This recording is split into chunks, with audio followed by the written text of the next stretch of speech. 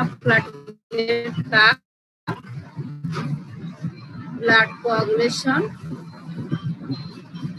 growth of fibrous tissue in blood clot.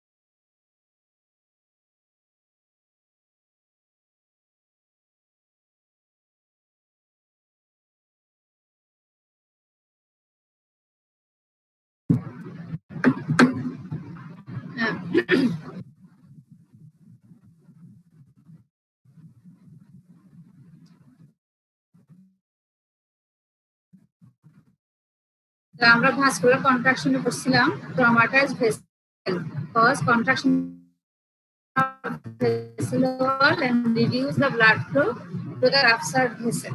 অর্থাৎ যখন একটা ভেসেল যখন ট্রমা হবে, ট্রমাটাইজ হবে, তখন ওখান থেকে কিছু ফ্যাক্টর রিলিজ হবে, local humoral factor release from traumatized tissue and platelet. এই ট্রমাটাইজড টিস্যু থেকে যে ফ্যাক্টরগুলো রিলিজ হবে ওগুলোকে আসলে ভেসেলটা কন্ট্রাকশন করবে এবং ব্লাড ফ্লো। সেকেন্ড হচ্ছে ফর্মেশন অফ প্লেটলেট প্লাগ। তোমরা কি আমার কথা শুনতে পারো? জি ম্যাডাম। এরপর হচ্ছে ফর্মেশন অফ প্লেটলেট প্লাগ। আমরা যখন ওখানে হলো ইনজুরি হলো, ট্রমা হলো, তখন ওখানে যে প্লেটলেট গুলো আসে, প্লেটলেট গুলো তার ড্যামেজ ভাস্কুলার ওয়ালের সাথে কন্টাক্টে আসবে। যখনই কন্টাক্টে আসবে তখন they begin to swell and irregular in shape এবং they stick to the collagen fibre of the vessel. Vessel যে কোলাজেন ফাইবারের সাথে সেটাকে স্টিক করবে, মানে কারণ কিছু ফ্যাক্টর রিলিজ করবে। কি ফ্যাক্টর রিলিজ করবে? Secrete, ADP, adenosine diphosphate and thromboxane A2, যেগুলো ভেসো কনস্ট্রিকশন করে মেইনলি। অর্থাৎ প্লাট ফর্মেশন হয়ে এখান থেকে কিছু টিস্যু রিলিজ করবে। এরপর দেখো ADP and thromboxane activate other platelet and make them sticky. আরো কিছু ফ্যাক্টর রিলিজ করবে যেগুলো তাদেরকে স্টিকি তৈরি করবে।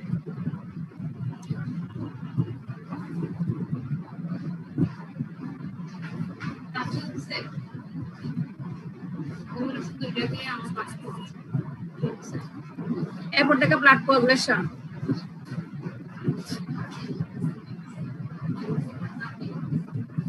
ব্লাড কোয়াগুলেশন তিনটা স্টেজ। হ্যাঁ, ফর্মেশন অফ প্রথম অ্যাক্টিভেটর থ্রু এক্সটেনসিভ আর ইন্টেনসিভ পাথওয়ে। অর্থাৎ প্রথম স্টেপই হবে এক্সটেনসিভ বা ইন্টেনসিভ পাথওয়ের মাধ্যমে প্রথম বিন অ্যাক্টিভেটর ফর্মেশন। দেন এই প্রথম বিন অ্যাক্টিভেটর কি করবে? প্রথম বিনকে থ্রম্বিনে কনভার্ট করবে। Conversion of prothon bean to thrombin by the help of prothon bean activator and calcium ion. আমরা পরে যখন পাথওয়েটা পড়বো তখন আমাদের আরো অনেক ক্লিয়ার হয়ে যাবে। 3 number conversion of fibrinogen into fibrin. যে থ্রম্বিনটা ফর্মেশন হয় থ্রম্বিনের মাধ্যমে কনভার্সন অফ ফিব্রিনোজেন টু ফিব্রিনে পরিণত হবে।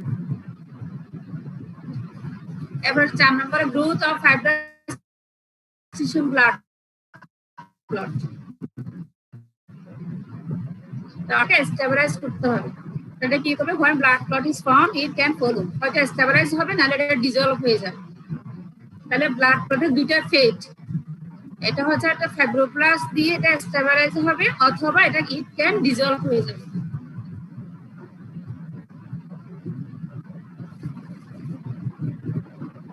অনেক সময় ডিজলভ হয়, যেমন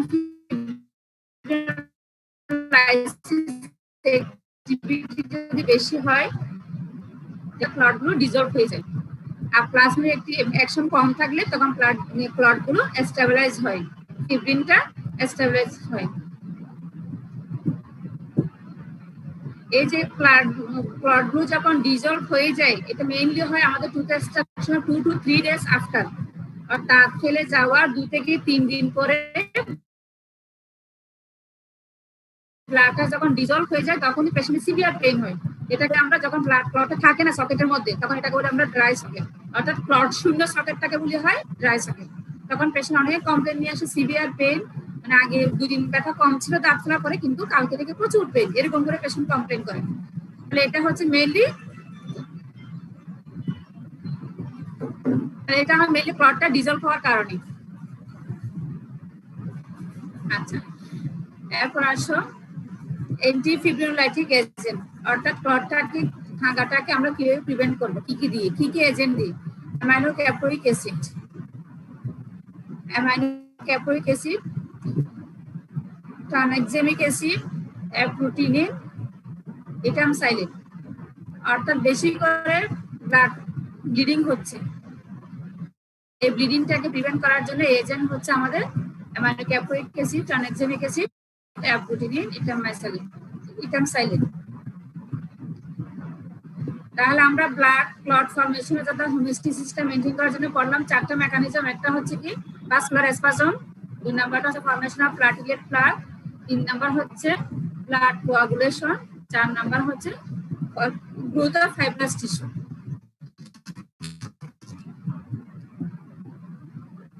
এখন অ্যান্টিফিব্রিনোলাইটিক এজেন্টের মধ্যে পড়লাম অ্যামাইনোক্যাপোইক অ্যাসিড, ট্রানএক্সামিক অ্যাসিড, অ্যাপ্রোটিনিন, ইটামসাইলিন।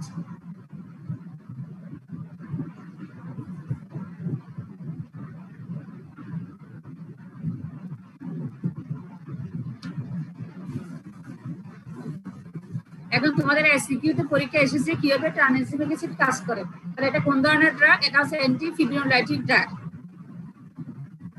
এটা কিভাবে কাজ করে?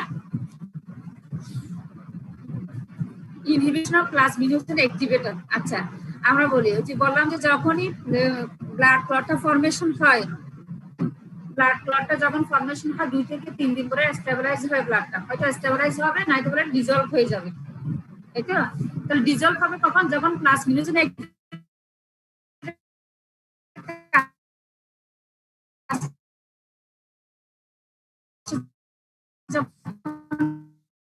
বেড়ে যাবে। এটা যখন বেশি এক্সেসিভ ট্রমা হবে, যখন টিস্যুতে ব্লাড ভেসেলে, তখনই এই ট্রমাটাইজ টিস্যু থেকে প্লাজমিনোজেন অ্যাক্টিভেটর বের হয়। যদি এই ট্রানএক্সামিক অ্যাসিড কি করে প্লাজমিনোজেন অ্যাক্টিভেটরকে ইনহিবিট করে, যার কারণে প্লাজমিন ফর্মেশনটাকে ইনহিবিট হয়। প্লাজমিনের কাজ হচ্ছে ফিব্রিনোলাইসিস করা, তাহলে প্লাজমিনের কাজ কমে গেলে ফিব্রিনোলাইসিসটাও কমে যাবে, তখন ক্লটটা স্টেবল হবে। ক্লটটা স্টেবল হলে অ্যারেস্ট অফ ব্লিডিং। ক্লিয়ার?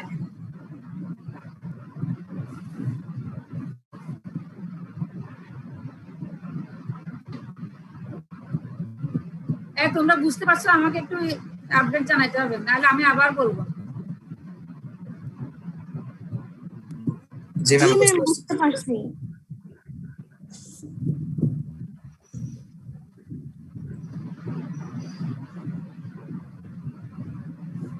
তাহলে প্রথমে বলছিলাম আমরা যখন একটা ব্লিডিং শুরু হবে তখন সেখানে আমরা বললাম ভাস্কুলার স্পাজম হবে, এরপরে প্লাটিলেট প্লাগ ফর্মেশন হবে, এরপর ব্লাড কোয়াগুলেশন হবে। ব্লাড কোয়াগুলেশনে ফিব্রিন ফর্মেশন হলো, এরপরে পরবর্তী ফিব্রিনটা হয়তো স্টেবিলাইজ হবে, নাহলে এটা ডিজলভ হয়ে যাবে। এই ডিজলভ কখন হবে? যদি আমাদের এক্সেসিভ প্লাজমিনোজেন অ্যাক্টিভিটি থাকে, তখনই ক্লটটা ডিজলভ হবে। এই প্লাজমিনোজেন অ্যাক্টিভিটি যখন আমরা কমিয়ে দিব, তাহলে এটা প্লাজমিন ফর্মেশনটা কমিয়ে যাবে এবং ফিব্রিনোলাইসিসটাও ইনহিবিট হবে, তখনই ক্লটটা স্টেবল হবে। এইভাবেই ট্রানএক্সামিক অ্যাসিডটা কাজ করে।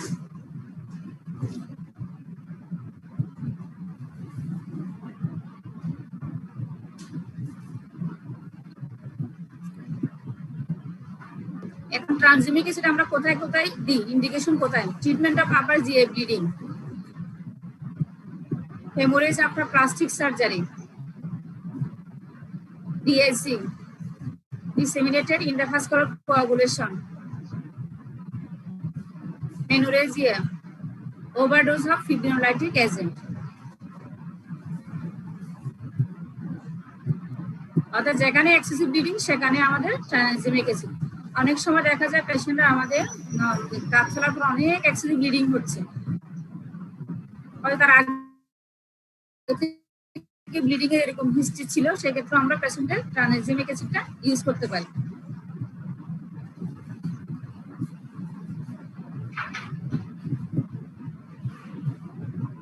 এখন এই ট্রানজিমিক অ্যাসিড ইউজ করলে কি কি সাইড ইফেক্ট থাকতে পারে, পেশেন্ট কি কি আমাকে কমপ্লেন করতে পারে। হয়তো পেশেন্টের ডায়রিয়া হতে পারে, নৌশিয়া, ভমিটিং থাকতে পারে, ডিস্টারবেন্স এর কারণ থ্রম্বোএম্বোলিক ইভেন্ট।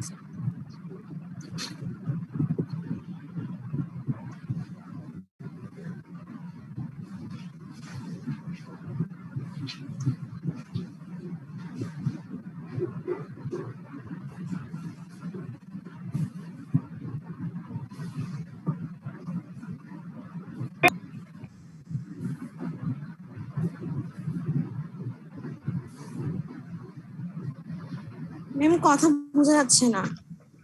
বোঝা যাচ্ছে না ম্যাম? এখন শোনা যাচ্ছে।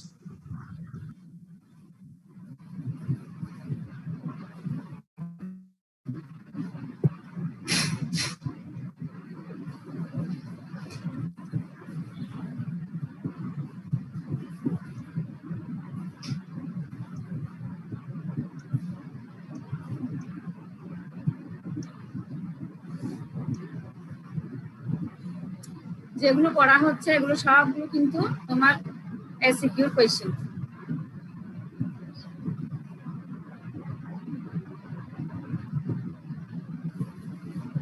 এখানে আসলে হেপারিন,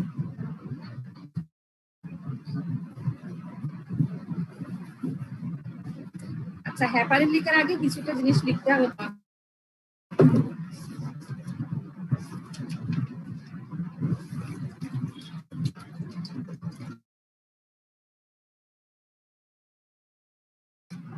অ্যান্টিকোয়াগুলেন্ট, অ্যান্টিকোয়াগুলেন্ট কি কি আছে? ন্যাচারাল অ্যান্টিকোয়াগুলেন্ট আর কাছে সিনথেটিক অ্যান্টিকোয়াগুলেন্ট।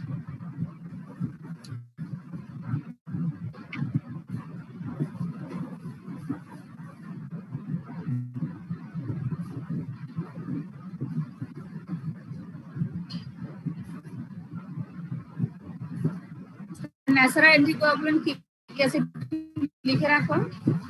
অ্যান্টিকোয়াগুলেন্ট মানে কি? কোয়াগুলেশন হতে দিবে না, যে এজেন্টগুলো কোয়াগুলেশন হতে দিবে না, ব্লাড কোয়াগুলেশনটাকে প্রিভেন্ট করবে, সেটা হচ্ছে অ্যান্টিকোয়াগুলেন্ট। তাহলে অ্যান্টিকোয়াগুলেন্টের মধ্যে আছে ন্যাচারাল, সিনথেটিক। ন্যাচারালের মধ্যে লিখো antithrombin 3, antithrombin 3, heparin, heparin cofactor 2, heparin cofactor 2, protein C, protein S, alpha 2 ম্যাক্রোগ্লোবিউলিন,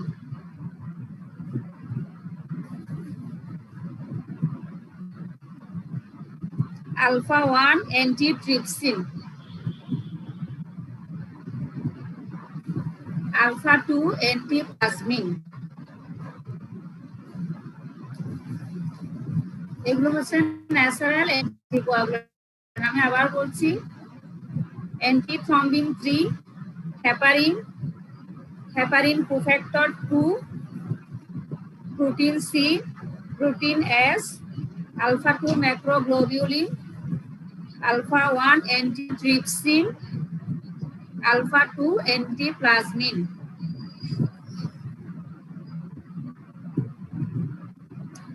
এগুলো হলো ন্যাচারাল। আর হচ্ছে সিনথেটিক, সিনথেটিকের মধ্যে লিখো EDTA, sodium citrate, EDTA, sodium citrate, sodium oxalate, sodium fluoride, sodium iodo acetate, potassium oxalate, ammonium oxalate. অর্থাৎ maximum oxalate group এখানে synthetic anticoagulant. EDTA, sodium citrate, sodium oxalate, sodium fluoride, sodium iodoacetate, potassium oxalate, ammonium oxalate.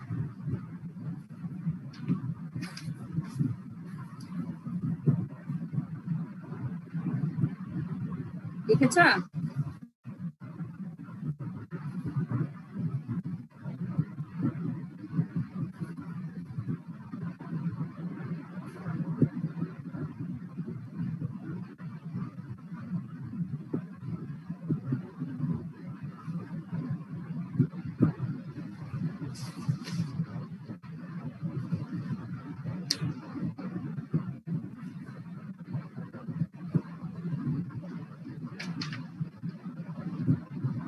আচ্ছা, এখন আসলে আমরা anticoagulant হিসেবে, natural anticoagulant হিসেবে heparin কিভাবে কাজ করে।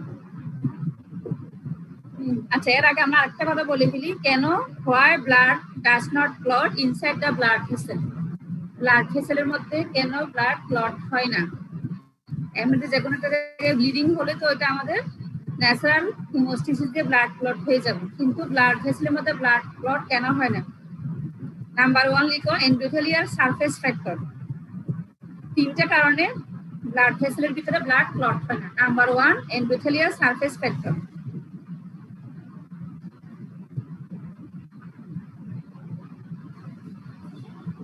Number 2, speed of blood flow.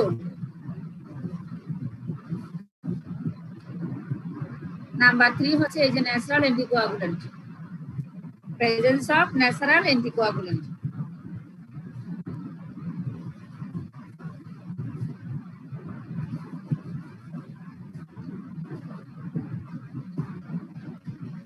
আমরা ন্যাচারাল অ্যান্টিকোয়াগুলেন্টের নাম তো বললাম, antithrombin 3, heparin, heparin 2 factor 2, protein C, protein S, alpha 2 macroglobulin, alpha 1 antitrypsin, alpha 2 antiplasmin. তাহলে এই হেপারিনটা প্রত্যেক রিলিজ হচ্ছে secrete from mast cell and basophil. Secrete from হেপারিনটা, heparin release or secret from mast cell and basophil. এই হেপারিনটা bind করবে কার সাথে? অ্যান্টিথ্রম্বিন 3 এর সাথে।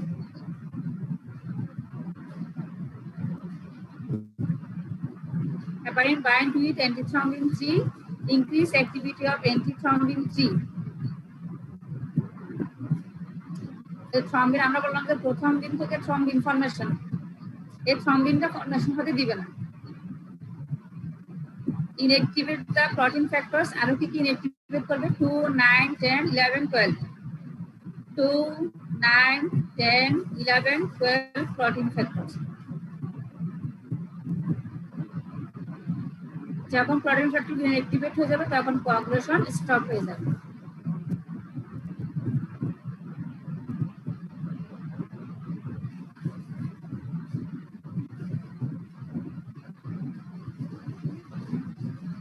হেপারিন আর অ্যান্টিথ্রম্বিন 3 বাইন্ড হয়ে অ্যান্টিথ্রম্বিন 3 এর অ্যাক্টিভিটি ইনক্রিজ করলে তখন কিছু প্রোটিন ফ্যাক্টর ইনঅ্যাক্টিভেট হয়ে যায়, যার কারণে কোয়াগুলেশনটা স্টপ হয়ে যাবে। আচ্ছা, ক্লটিং ফ্যাক্টর কি কি আছে? 13টা ক্লটিং ফ্যাক্টর আমরা জানি, সবাই মুখস্থ করেছিলাম, তাই না? এই ক্লটিং ফ্যাক্টরের মধ্যে তাহলে ইনঅ্যাক্টিভেট হবে কোন কোন ক্লটিং ফ্যাক্টর? 2, 9, 10, 11, 12। 2 মানে কোনটা? প্রথম বিন। 9 মানে ক্রিসমাস ফ্যাক্টর। 10 কোনটা? Stuart Prower factor, Stuart Prower factor. 11 N2 haemophilic factor, C অর্থাৎ প্লাজমা থ্রম্বোপ্লাস্টিন অ্যান্টিসিডেন্ট। আর 12 ফেজম্যান ফ্যাক্টর। অর্থাৎ এই ফ্যাক্টরগুলো ইনঅ্যাক্টিভেট করলে কোয়াগুলেশন স্টপ হয়ে যাবে। এখন আসুন, এটাই মেইনলি কোয়াগুলেশনের কোয়াগুলেশনের হচ্ছে ইন্ট্রিনসিক আর এক্সট্রিনসিক পাথওয়ে। তোমাদের কোয়েশ্চেন এসেছিল role of vitamin K as homeostatic agent. Homeostatic এজেন্টের হিসাবে ভিটামিন কে রোলটা কি? ভিটামিন কে কে বলা হয় কোয়াগুলেশন ভিটামিন। তাহলে ভিটামিন কেটা কি? Coagulation vitamin. ভিটামিন কে না থাকলে আমাদের কোয়াগুলেশন হবে না। কেন হবে না? ভিটামিন কে এর কারণে আমাদের কিছু ফ্যাক্টর ক্লটিং ফ্যাক্টর তৈরি হয়, থেকে তৈরি হয় লিভার থেকে। কি কি ফ্যাক্টর? ভিটামিন 2, ফ্যাক্টর 2, 7, 9, 10, ফ্যাক্টর 2, 7, 9, 10 একটু মনে রাখতে হবে। তাহলে vitamin K helps in synthesis of 4 clotting factors by liver. Vitamin, এটা বলা vitamin K dependent clotting factor. Vitamin K dependent clotting 2, 7, 9, 10। তাহলে এই 2, 7, 9 এর অনেক এখানে ভূমিকা আছে হিমোস্ট্যাটিকে। তাহলে দেখি আমরা প্রথমে ব্লাড ট্রমা। ব্লাড ট্রমাটা হচ্ছে ইন্ট্রিনসিক পাথওয়ে। আমরা বলছিলাম যে যখন ব্লাড কোয়াগুলেশন বললাম যে formation of prothrombin activator by intrinsic or extrinsic pathway. তিনটা স্টেপ করেছিলাম না ব্লাড কোয়াগুলেশনের। একটা হচ্ছে প্রথমবিন অ্যাক্টিভেটর হবে, এরপরে প্রথমবিন থেকে থ্রম্বিন ফর্মেশন হবে বাই প্রথমবিন অ্যাক্টিভেটর, আর হচ্ছে কি ফিব্রিনোজেন থেকে ফিব্রিন হবে বাই থ্রম্বিন। তাহলে প্রথমে দেখো ব্লাড ট্রমাটা হচ্ছে mainly intrinsic pathway. Blood trauma কি ফার্স্ট একটু লিখে রাখো, মাইট্রাল স্টেনোসিস। এই ব্লাড ট্রমা কিভাবে হতে পারে? অর্থাৎ intrinsic causes of blood trauma. Number 1, mitral stenosis. Number 2, atherosclerosis. Number 3, free radicals. Number 4, cigarette smoking. Number 5, aneurysm.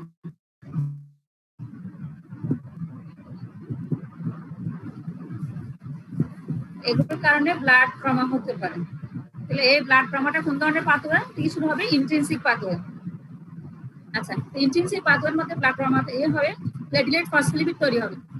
Platelet ফসফোলিপিডের মাধ্যমে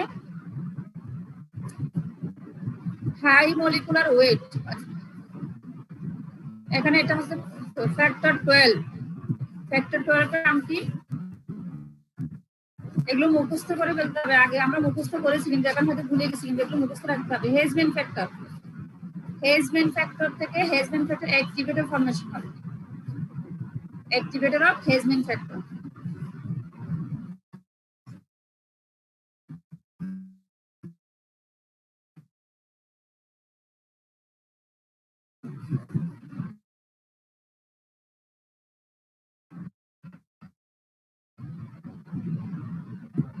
এটা কতগুলি হাইমোলিকুলার কাইনোজেন।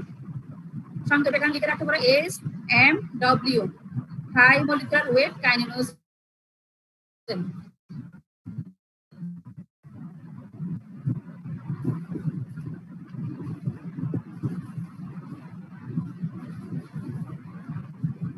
আচ্ছা, এই হেজবেন ফ্যাক্টর অ্যাক্টিভেটর এটা কি করবে? আবার ফ্যাক্টর 9, ফ্যাক্টর 11 কে অ্যাক্টিভেট করবে। ফ্যাক্টর 11 কে অ্যাক্টিভেট করবে।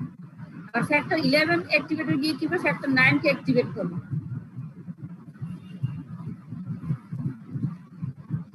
এই ফ্যাক্টর 9 অ্যাক্টিভেট করবে আবার ফ্যাক্টর 10 কে, মানে একটার সাথে একটা লিংক আছে। আচ্ছা, ফ্যাক্টর 10 অ্যাক্টিভেট হলো। আচ্ছা, এখন দেখো extensive pathway. Extensive pathway mainly হয় ট্রমা থেকে, tissue trauma. Tissue trauma, tissue extensive pathway হবে মেইনলি টিস্যু ট্রমা থেকে। টিস্যু ট্রমা কিভাবে হতে পারে? হয়তো রোড ট্রাফিক অ্যাক্সিডেন্ট অথবা যে কোনো ধরনের ট্রমা হতে পারে। ট্রমা হলে টিস্যু ফসফোলিপিড রিলিজ হবে। টিস্যু ফসফোলিপিড রিলিজ হলে ফ্যাক্টর 7, ফ্যাক্টর 7 কে অ্যাক্টিভেট করবে।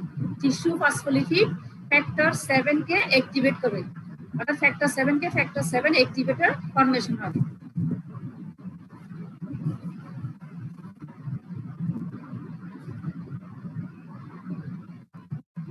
এই ফ্যাক্টর 7 অ্যাক্টিভেটর এবং ফ্যাক্টর 10 অ্যাক্টিভেটর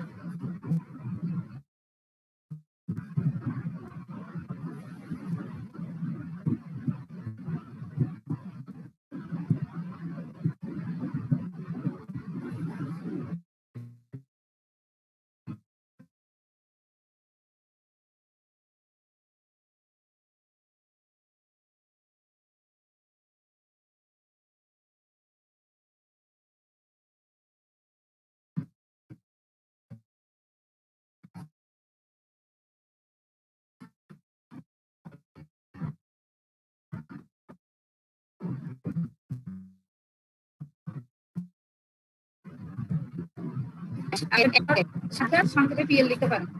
প্লাটিলেট ফসফোলিপিড এই চারোটা মিলে ফরমেশন হবে প্রথমবিন অ্যাক্টিভেটর। তাহলে প্রথমবিন অ্যাক্টিভেটর কে কে? Factor 10A, factor 5A, calcium, platelet, phospholipid এই চারোটা মিলে হবে প্রথমবিন অ্যাক্টিভেটর ফরমেশনটা। এই A2 ফরমেশন হওয়ার জন্য আমার এক্সটেনসিভ, ইন্ট্রিনসিক আর এক্সটেনসিভ পাথওয়ের মাধ্যমে ফরমেশন আছে প্রথমবিন অ্যাক্টিভেটর। এটাই আমাদের first step, formation of prothrombin activator. তাহলে আমাদের এখানে প্রথমবিন অ্যাক্টিভেটর কি কি লাগলো ফরমেশন হতে? ফ্যাক্টর 12, তারপর হচ্ছে 11, 9, 10, তারপর এদিকে লাগলো 5, এদিকে লাগলো 7, এক্সটেনসিকে লাগলো 7,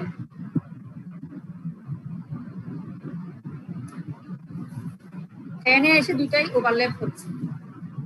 এরপরে প্রথমবিন অ্যাক্টিভেটর ফরমেশন হলে এই প্রথমবিন অ্যাক্টিভেটর ফরমেশন দিয়ে তো প্রথমবিনকে অ্যাক্টিভেট করবে, সাথে ক্যালসিয়ামের সাথে মিলে প্রথমবিনকে অ্যাক্টিভেট করে থ্রম্বিন ফরমেশন করবে। এই থ্রম্বিন আবার থ্রম্বিনের কাজ কি? থ্রম্বিন করবে কি ফিব্রিনোজেনকে ফিব্রিনে ট্রান্সফার করবে, কনভার্সন করবে। Conversion of fibrinogen to fibrin by the thrombin.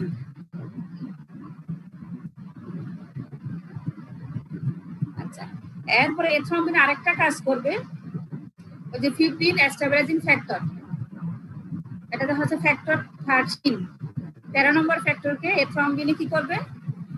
Activate করবে। ফিব্রিন স্টেবিলাইজিং ফ্যাক্টরকে অ্যাক্টিভেট করে এই ফিব্রিনটাকে এটা স্টেবল করবে। Stabilization of fibrin by fibrin stabilizing factor দিয়ে। এখানে বলে এখানে আমাদের ভিটামিন কে এর কোনো রোল আছে? ভিটামিন কে এর কোনো রোল আছে কিনা? ইয়েস ম্যাম, ফ্যাক্টর 10 তারপর 11 এগুলো 9 এগুলো তো ম্যাম ইয়া থেকে আসে, ভিটামিন কে থেকে ডিরাইভড। মানে ডিরেক্টলি কোনো রোল নাই, কিন্তু হচ্ছে প্রোটিন ফ্যাক্টর ফরমেশনের মাধ্যমে এটা হোমিওস্ট্যাটিক এজেন্ট হিসেবে কাজ করতেছে, রোল প্লে করে। অর্থাৎ ভিটামিন কে না থাকলে আমাদের এই যে 2, 7, 9, 10, তাহলে এই যে প্রথমদিন অ্যাক্টিভেটর 2, 7, 9, 10 এগুলো ফরমেশন হতো না। এগুলো ফরমেশন না হলে আমাদের এখানে ব্লাডটা ফরমেশন হতো না। এই জন্য এটা দেখানোর জন্য একটু প্রথমে এটা লিখি, তারপরে এই আনসারটা দিতে হবে।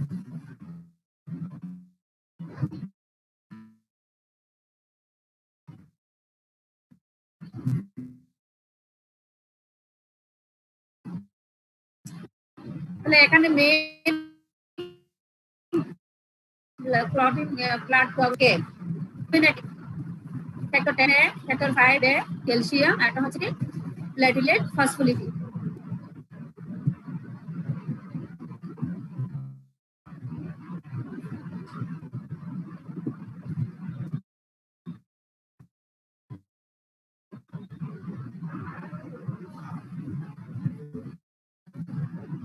আচ্ছা, এটা আমরা এভাবে লিখতে পারবো। এটা ইন্টেনসিভ পাথওয়ে, এটা এক্সটেনসিভ পাথওয়ে। এখন অক্সিডাইজ রিজেনারেটেড সেলুলোজ, এটাও পরীক্ষায় এসেছে এসিকিউ। অক্সিডাইজ রিজেনারেটেড সেলুলোজ এটা কোন গ্রুপের?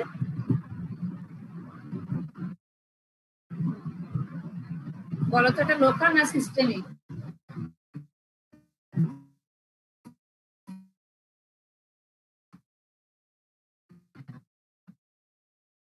Local ma'am. লোকাল তিনটা ছিল, একটা ছিল কি জিলেটিন রেসপন্স, একটা অক্সিডাইজ সেলুলোজ, আর একটা অক্সিডাইজ রিজেনারেটেড সেলুলোজ। তাহলে এটা হচ্ছে হোয়াইট অর লাইট ইয়েলো গজ, it is soluble in alkali solution but insoluble in water. এটা প্রিপারেশন করা হয় আলফা সেলুলোজ প্লাস অ্যালকালি মিলে form a viscous substance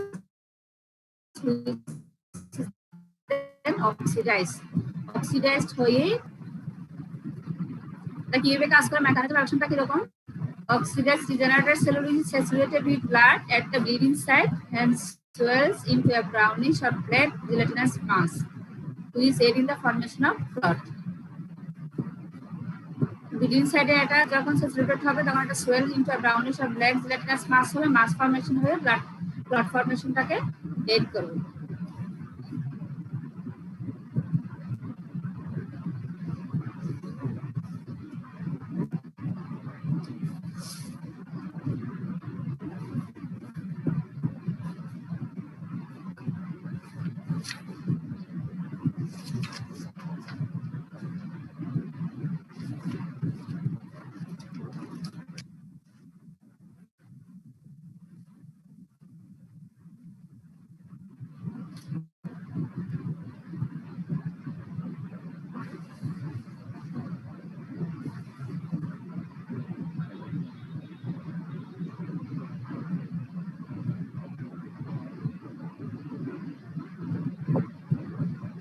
The use used for control of moderate bleeding cases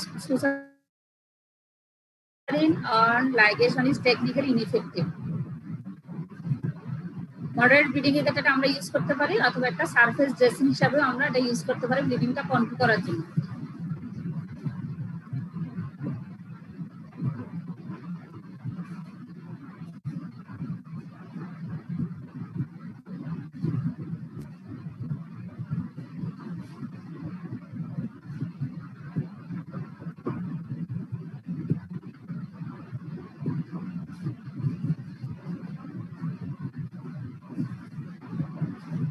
এটা কিছু disadvantage আছে, যদি আমরা এসএলএসটাকে একদম সকেটের ডিপে ঢুকিয়ে প্লেস করি তাহলে এখানে হিলিং ডিলে হবে।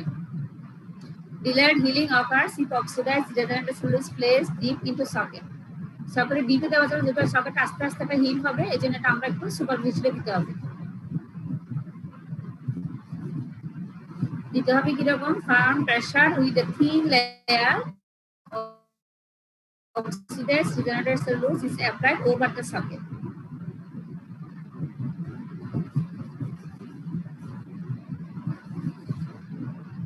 সকেটে একটা থিন লেয়ার দিতে হবে, থিন লেয়ার দিয়ে প্রেসার দিতে হবে।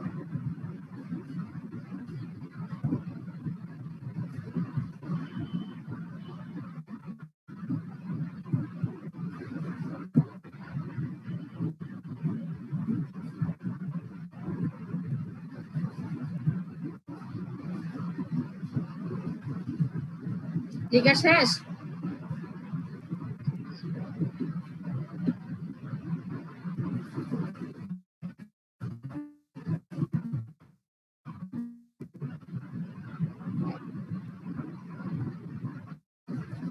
एग्जाम भी पास करने से दे दियो।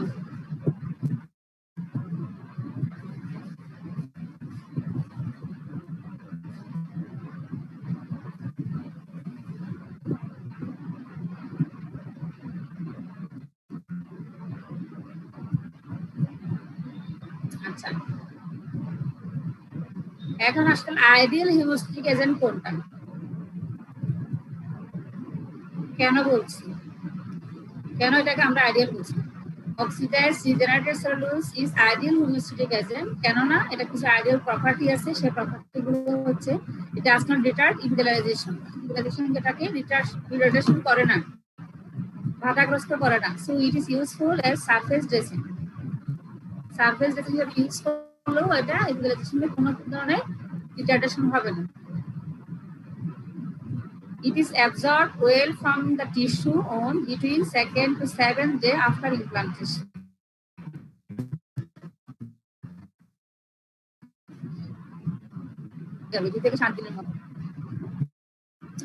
It is less friable than other absorbable hemostatic agent. It has fewer tendencies to stick to gloves and instruments. Stick tendency ta kom. It is more effective to control alveolar socket bleeding where suturing is impracticable.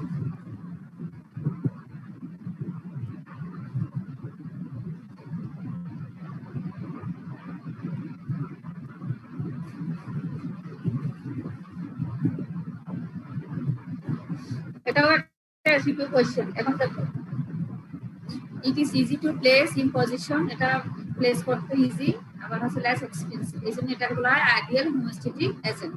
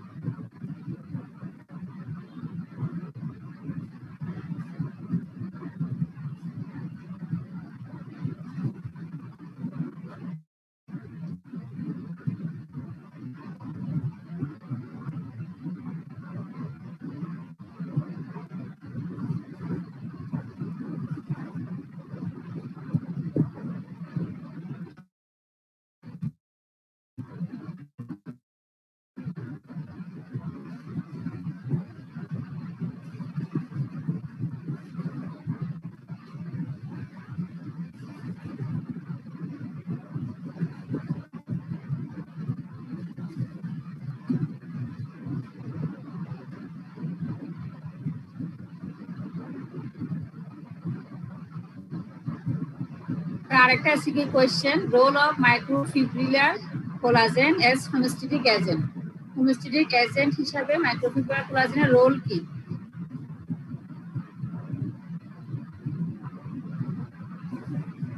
It activated on contact with bleeding site. Bleeding site এটা activated হয়, provide stable matrix for clot formation. Clot formation stable matrix provide করে, enhance platelet aggregation, degranulation and release of clotting factor.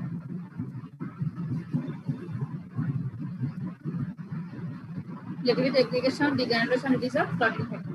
They are effective when there is capillary, venous or small arterial bleeding occurs.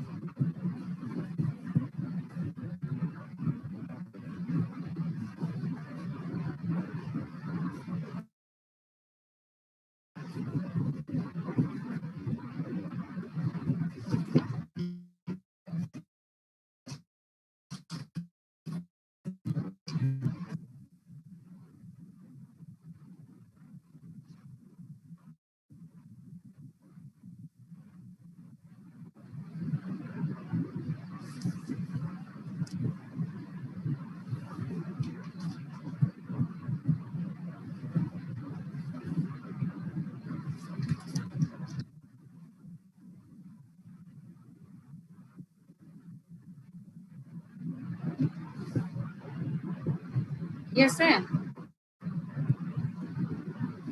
এখন আসলে মোটামুটি আমাদের SCQ question শেষ, এবং তোমাদের যদি কিছু ভাইবা কোয়েশ্চেন আলোচনা করব। আচ্ছা, define haemostasis and homeostatic agent, এগুলো এসিকিউ কোয়েশ্চেন, মানে প্রফেট বিভিন্ন সময় এই কোয়েশ্চেনগুলো এসেছে। এটা পারবে তো না? Haemostasis, define homeostatic agent and list the name of homeostatic agent used in dentistry. এটা কার্ড কোয়েশ্চেনও আছে, ভাইবা কার্ড কোয়েশ্চেনও আছে, আবার তোমাদের SCQ question. Classify systemic homeostatic agent.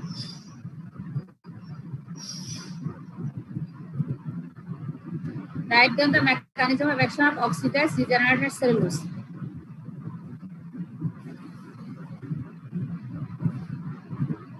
এই যে এখনই ইয়ে করলাম, মেকানিজমটা তো পড়া নেই তোমাদের, মেকানিজমটা পড়াইতে হবে। আচ্ছা, নেক্সট দিন আমরা মেকানিজমটা পড়বো।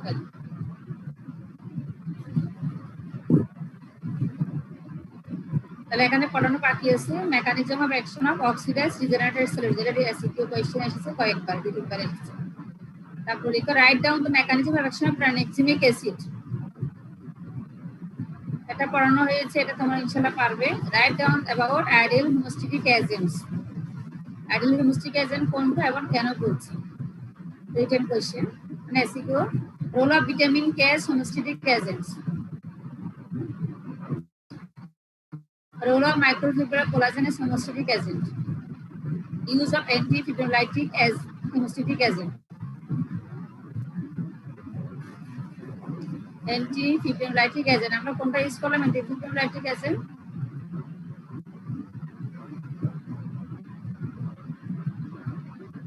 It has anticoagulant গুলো। Write down the mechanism of action of heparin. Okay, anticoagulant গুলো হচ্ছে এখানে, হেপারিন গুলো হচ্ছে, এটা ইউজ করে লিখতে হবে ইন্ডিকেশন, কোথায় কোথায় ইউজ করা হয়। আচ্ছা, এখন আরো কিছু ভাইবা কোয়েশ্চেন, এটা এসে কিউ আসতে পারে, ভাইবা আসতে পারে, এটা তোমাদের সবার common question. How can you control bleeding after the extraction of the tooth? Tooth এক্সট্রাকশনের পরে আমরা ব্লিডিংটা কিভাবে কন্ট্রোল করতে পারি?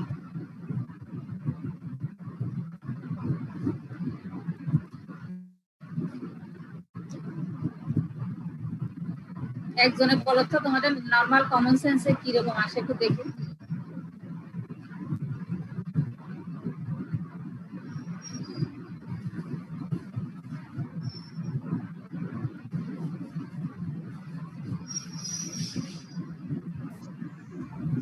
ম্যাম লোকাল হেমোস্ট্যাটিক এজেন্ট গুলো দিতে পারি, মানে টুথ এক্সট্রাকশন করার আগে যাতে মানে এক্সট্রাকশন করার পরে যাতে কম ব্লিডিং হয়। কিছু তো শুনতে পাচ্ছি না। ম্যাম লোকাল হেমোস্ট্যাটিক এজেন্ট গুলো দিতে পারি। না না না, প্রথমে একটা টুথ এক্সট্রাকশন করার পরে পেশেন্টকে আমরা কি কি অ্যাডভাইস দিব? ও ম্যাম, যাতে ওদিকে কোনো চিউইং না করে, 24 আওয়ার্স পর্যন্ত ওই দিক দিয়ে কোনো ধরনের খাবার না খায়, এন্ড আইস এগুলা। তারপর না, ফার্স্টে তো 30 মিনিট কটন দিতে হবে ম্যাম।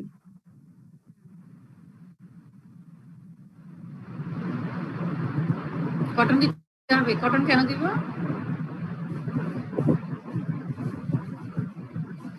ম্যাম প্রেসার দিয়ে রাখলে ব্লাড বন্ধ। আচ্ছা, প্রথমে যখন আমরা পেশেন্টের দাঁতটা ফেলে এক্সট্রাক্ট করি তখন আমরা ভালো করে স্কুইজ করে দিই। দাঁত ফেলার সময় যে আমাদের যে বাকাল প্লেট বা লিঙ্গুয়াল প্লেট যেরকম একটা হয়ে যায়, এক্সপান্ড হয়ে যায়, ওটাকে আমরা ভালো করে স্কুইজ করি। স্কুইজ করে আমরা সারফেস এরিয়াটা যেন একটু কমাইতে পারি। স্কুইজ করার পরে আমরা একটা প্রেসার প্যাক দিই। তাহলে এটা প্রথমে প্রেসার দিতে হবে। প্রেসার প্যাকটা কেন দিই? ব্লাড কোয়াগুলেশনে ব্লিডিংটা স্টপ হওয়ার জন্য। প্রেসার দিয়ে পেশেন্টকে বলেছে আপনি 1 ঘন্টা কামড় দিয়ে রাখবেন, কথা বলবেন না, মুখ খুলবেন না, হা করবেন না। এই 1 ঘন্টায় মেনলি হচ্ছে ব্লাডটা কোয়াগুলেট হওয়ার জন্য হেল্প করে। এরপরে পেশেন্টকে ব্লাডটা প্রথমে আমরা বললাম যে ভাস্কুলার স্পাজম, তো এখন তখন ব্লাডটা ওখানে কন্ট্রাকশন হবে, ভাস্কুলার স্পাজম হবে, প্লেটলেট এগ্রিগেশন হবে, প্লেটলেট প্লাক ফর্মেশন হবে। এরপরে কি হবে? কোয়াগুলেশন হবে। এই প্লেটলেট এগ্রিগেশন করার জন্য তারপর এরপর আমরা বলি যে যেটাকে স্টেবল করার জন্য পেশেন্ট বলছে আপনি ঠান্ডা কিছু খাবেন, গরম শক্ত খাবেন না, কুলি করবেন না, যেহেতু ক্লট একটা যেটা ফর্মেশন হয় এটা যেন ডিসলস হয়ে না যায়, এটা যেন আবার চলে না যায়, চলে গেলে তো আবার ব্লিডিং হবে। তাহলে বললাম যে কটনটা ফেলে 1 ঘন্টা পরে কটনটা ফেলে দিয়ে আপনি একটা ঠান্ডা কিছু খাবেন। ঠান্ডা কিছু খাওয়ার কেন? ওই যে এটা ভেসো কনস্ট্রিকশনের জন্য, যেটা ব্লাডটা যেটা ক্লট ফর্মেশন হচ্ছে এটা যেন ডিসলস হয়ে যায়, একটা ভেসো কনস্ট্রিকশন হবে। আচ্ছা, তাহলে এরপরে বলি যে আমরা শক্ত গরম খাবেন না, ঠান্ডা নরম খাবেন। ঠান্ডা নরম খাবেন। এরপর হচ্ছে জোরে জোরে কুলি করবেন না, কুলি করা যাবে না, 12 থেকে 24 ঘন্টা পর্যন্ত কুলি করা যাবে না। এগুলো সবকিছু হচ্ছে ক্লটটা যেটা ফর্মেশন এটাকে এটা স্টেবল করার জন্য হেল্প করে। তাহলে প্রথমে আমরা প্রেসার প্যাক দিলাম। এরপরে পেশেন্টকে আমরা অ্যাডভাইস করবো কুলি না করার জন্য, 12 থেকে 24 ঘন্টা যেন কুলি না করে, বারবার থুতু ফেলবে না। এরপরে যদি দেখি যে ব্লিডিং হচ্ছে,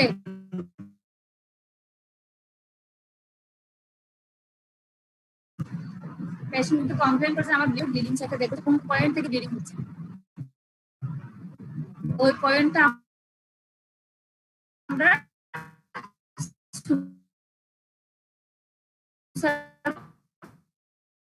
করার চেষ্টা করব। সুজারিং করার পরে ম্যাম বোঝা যাচ্ছে না, একটু আর একবার বলবেন? এটা বললাম না, মডারেট কথা কেটে কেটে আসতেছে।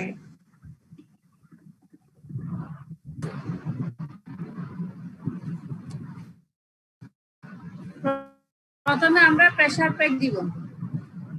প্রেসার প্যাক দেওয়ার পরে পেশেন্টকে আমরা বলবো সেটা 1 ঘন্টা আপনি কামড় দেবেন, 20 মিনিট থেকে 1 ঘন্টা। 1 ঘন্টা কামড় দিব কেন? ব্লিডিংটা কন্ট্রোল করার জন্য। এরপর বলতে এটা ফেলে দিয়ে আপনি ঠান্ডা কিছু খাবেন, গরম কোনো কিছু খাওয়া যাবে না। এই জন্য আমরা পেশেন্ট বলি আইসক্রিম খাওয়ার জন্য বলি, ঠান্ডা কিছু খাওয়া যায়। অনেকে আইসক্রিম খেতে সমস্যা, আইসক্রিম খেতে না পারলেও গরম কিছু খাবে না, নর্মাল পানি খাবে, যেন কোনো ধরনের ব্লাডের ক্লটের উপর যেন কোনো প্রেশার না পড়ে কুলি করার সময়। ব্লাড ক্লট যেহেতু হয়ে গেলে এখন যদি জোরে প্রেশার করে কুলি করার সময় যদি যে প্রেশার পড়ে তখন আমরা ক্লটটা ডিসলস হয়ে যাওয়ার সম্ভাবনা থাকে। এরপরে যদি দেখি যে ব্লাড বন্ধ হয়নি, তাহলে পেশেন্টে আমরা দেখবো যে ব্লাডটা কোন জায়গা থেকে ব্লিডিংটা হচ্ছে। তো সুসারিং করার পরে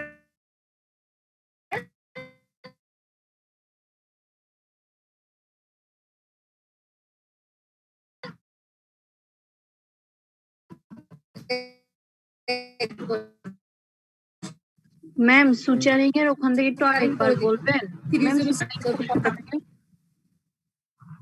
সুসারিং থেকে সিজারিং করার পরে ব্লিডিংটা বন্ধ হয়ে যায়, ম্যাক্সিমাম সময় সিজারিং করার পরে ব্লিডিংটা বন্ধ হয়ে যায়।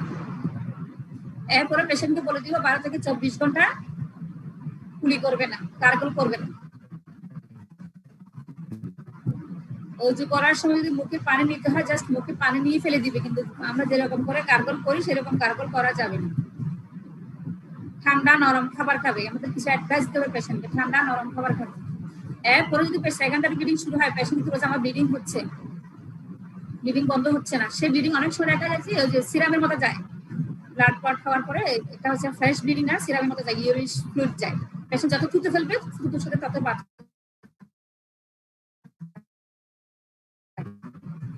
এটা আমাকে আগে পেশেন্ট যদি বলছে হ্যাঁ না এটা ফ্রেশ ব্লিডিং, তাহলে পেশেন্টকে আমরা দেখলাম, দেখার পরে ব্লিডিং সাইডে দেখলাম কোন জায়গা থেকে ব্লিডিং হচ্ছে, এবং ওটা যদি সুসারিং করার সম্ভব হলে সুসারিং করে দিন, তারপর না হলে আমাদের হিমোস্ট্যাটিক এজেন্ট ইউজ করতে হতে পারে।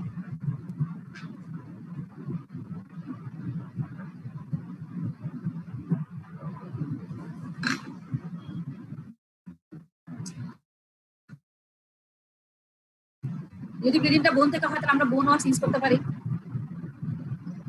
বোনের ওখানে বোন ওয়াক্স ইউজ করে আমরা সুসারিং করে দিতে পারি। স্যার ম্যাম কি ইউজ করে? যদি ব্লিডিংটা যদি দেখার পর দেখি যে ব্লিডিংটা বোন থেকে হচ্ছে, তাহলে বোনের উপর আমরা বোন ওয়াক্স দিয়ে সুসারিং করে দিতে পারি, বোন ওয়াক্স ইউজ করতে পারি। এটা haemostatic agent, local haemostatic agent.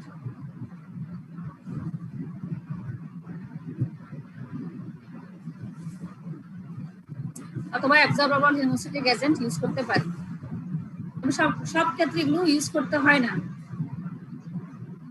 Maximum ক্ষেত্রে আমরা ওই যে কটন দিয়ে যে প্রেসার প্যাক দিই, ওই প্রেসার প্যাকে ব্লিডিং বন্ধ হয়েছে। যদি পেশেন্ট কুড়ি না করে তাহলে এটাইতেই স্টেবল হয়ে যায় ক্লটটা। তো তার যদি কোনো ব্লিডিং আগে থেকে এরকম ব্লিডিং হিস্ট্রি যদি থাকে, অথবা পেশেন্ট ভিগ্রাস গার্গলিং করলো, তাহলে ক্লটটা যদি লস হয়ে যায় তখন সেক্ষেত্রে এক্সেসিভ ব্লিডিং হতে পারে। সেক্ষেত্রে আমরা যে হিমোস্ট্যাটিক এজেন্ট, সুসারিন এগুলো ইউজ করতে পারি। ক্লিয়ার এখন? তাহলে আমি আবার একটু সামারাইজ করি, যখন আমরা একটু এক্সট্রাকশন করবো তাহলে পেশেন্টকে আমরা প্রেসার প্যাক দিতে পারি। প্রেসার প্যাকের পরে আমরা পেশেন্টকে অ্যাডভাইস করবো, এরপরে যদি ব্লিডিং হয় তাহলে আমরা সুসারিন করতে পারি, এরপরে যদি ব্লিডিং হয় আমরা হিমোস্ট্যাটিক এজেন্ট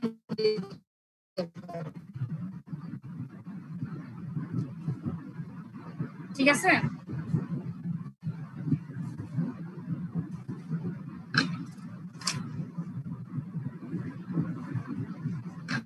এখন আমি আরেকটা কোয়েশ্চেন বলি, আমরা যে ক্লটিং ফ্যাক্টর বললাম, কয়টা ক্লটিং ফ্যাক্টর বললাম? 13টা। 13টার মধ্যে এসেনশিয়াল ক্লটিং ফ্যাক্টর কয়টা? এসেনশিয়াল ক্লটিং ফ্যাক্টর হচ্ছে 4টা, প্রথম 4টা।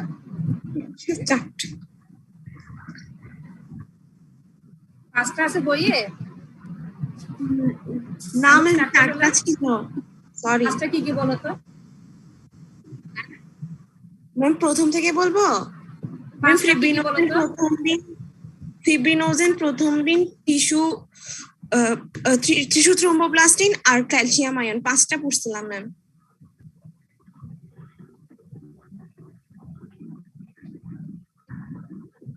5টা হয়েছে নাকি 4টা হয়েছে? এসেনশিয়াল প্রোটিন ফ্যাক্টর হচ্ছে 1 থেকে 4। টিস্যু ফ্যাক্টর যে কথা, টিস্যু থ্রোম্বোপ্লাস্টিন একই কথা। 3 নাম্বার ফ্যাক্টর। 4টা। 4টা। তাহলে প্রাইমারি অর্থাৎ এটা এসেনশিয়াল কেন বলছে? এগুলো ছাড়াও প্রোটিন সম্ভব না। আমরা বললাম এসেনশিয়াল আয়ন, ক্যালসিয়াম আয়ন প্রথম দিন অ্যাক্টিভেটর না, প্রথম দিনকে অ্যাক্টিভেট করতে না করলে এটা ব্লাড ক্লট হবে না। ফিব্রিনোজেন স্টেবল না থাকলে ক্লটটা স্টেবল হবে না। ঠিক আছে, এই জন্য বলা হয় এই 4টাকে বলা হয় এসেনশিয়াল ক্লটিং ফ্যাক্টর।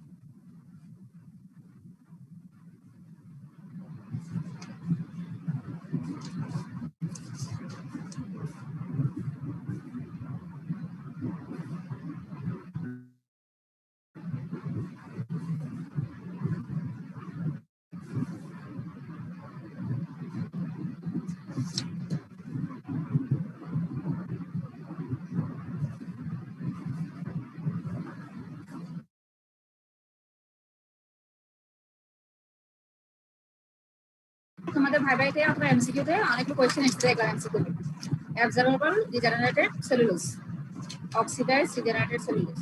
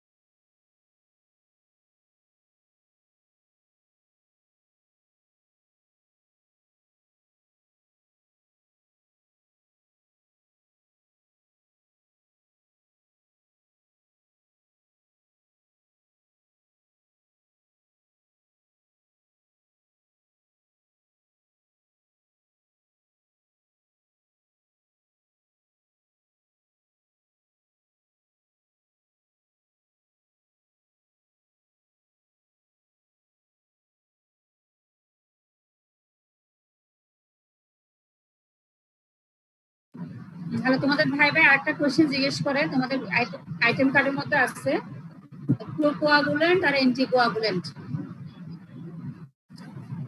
কোয়াগুলেন্ট মানে হচ্ছে কোয়াগুলেশনে হেল্প করবে আর প্রোকোয়াগুলেন্ট মানে হচ্ছে এটা হচ্ছে ব্লাড কোয়াগুলেশনে নেসেসারি তাহলে প্রোকোয়াগুলেন্ট means it is a substance that is necessary for blood coagulation এটা ভাইবে জিজ্ঞেস করে প্রোকোয়াগুলেন্ট কি কোয়াগুলেন্ট কি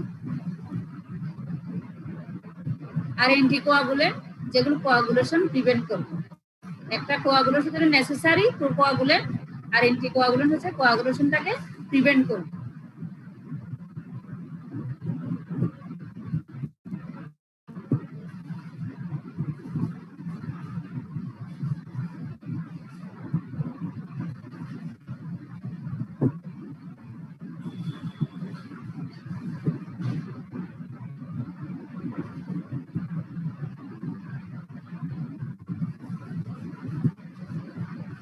ঠিক আছে আজকে এতটুকু থাক মোটামুটি তারপর তোমাদের নিজেরা পড়াশোনা করো আমরা আগামী দিন কি আইটেম নেওয়ার কথা ছিল তো আগামী বৃহস্পতিবার তো বন্ধ আজকে মনে হয় শেষ দিন না ইয়েস ম্যাম খুলবে কয় তারিখ ক্লাস ম্যাম 26 তারিখ পর্যন্ত বন্ধ ম্যাম 27 তারিখ থেকে 26 তারিখ কি বার এটা শনিবার না সোমবার মনে হয় না মঙ্গলবার মানে খুললে আমার ক্লাসে তো 27 তারিখ মঙ্গলবার 27 তারিখ মঙ্গলবার 27 তারিখ থেকে খুলবে না হ্যাঁ ম্যাম 27 তারিখ থেকে খুলবে তাহলে আমরা তোমাদের 29 তারিখ পরীক্ষা নিব হ্যাঁ বৃহস্পতিবারে 27 তারিখ ক্লাস নিব 29 তারিখ পরীক্ষা নিব ইনশাআল্লাহ ওকে ম্যাম কি কি ছিল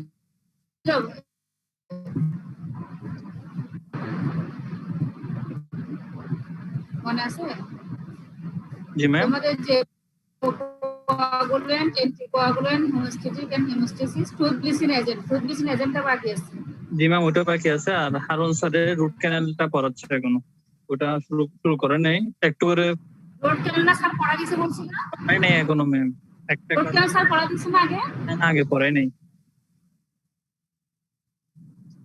পড়া নাই তো দুটো স্লাইড পড়াইছে বাকিগুলো ঈদের পর পড়াবে বলছে ওটা অবশ্য কার্ড ওয়ানের হ্যাঁ কার্ড ওয়ানে তো ছোট ছোট বলছিল পড়া দিয়েছিল আমাকে রুট ক্যানেল ছাড়া আর ব্লিচিং ছাড়া বাকি সবগুলো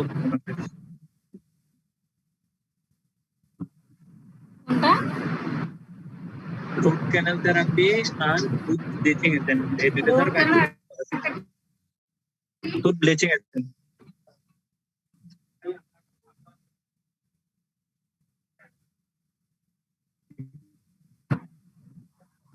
বুঝছি তো, এই দুটো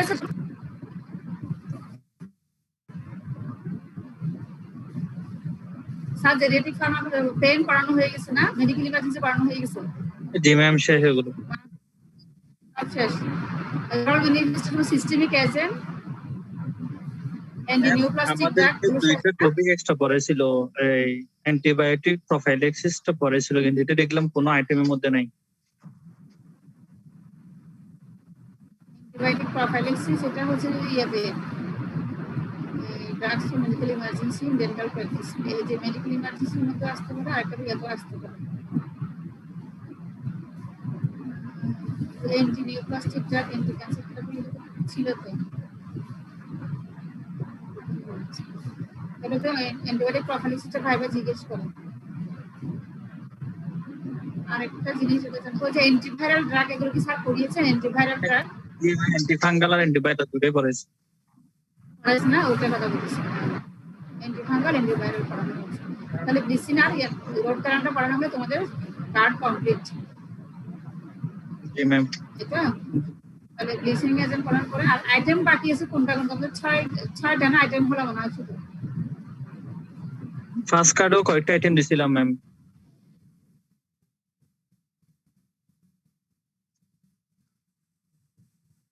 আইটেম দাও না, আইটেম নিয়ে নেই ফার্স্ট কার্ডে, শুধু ডিসেন্সিলাইজিনটা নিলাম, এন্টিকেরিসটা নিলাম,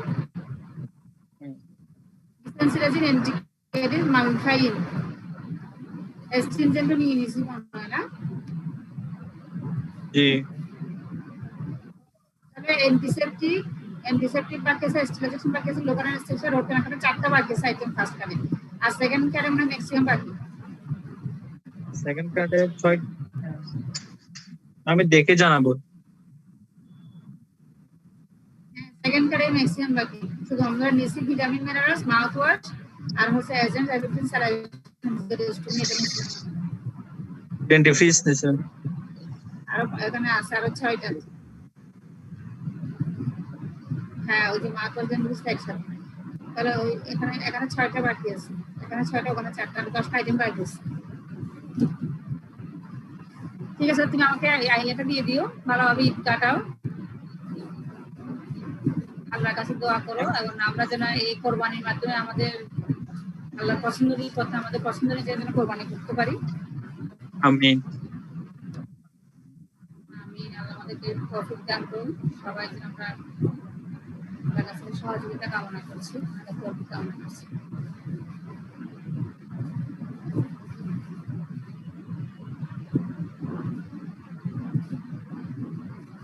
সবাইকে ঈদ মোবারক। পার্সেন্টেজ দিতে হবে? হ্যাঁ হ্যাঁ দিতে হবে। Okay ma'am.